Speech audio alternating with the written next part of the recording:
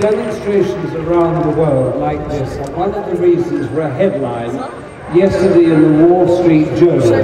It read, "Israelis wonder, has the world lost its mind?" Now the truthful answer, of course, is no.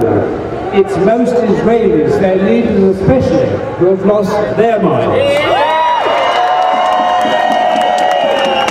And that makes them incapable of understanding why the peoples of nations, very many of them, can see Israel's attack on the Gaza flotilla for what it is, an act of Israeli state terrorism.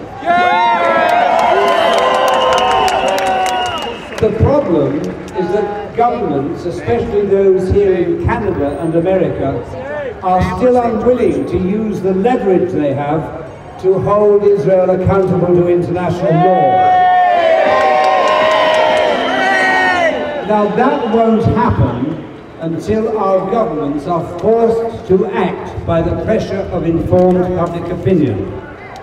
Now demonstrations like this are part of the process of change that must happen, but there's a much bigger challenge to all of us.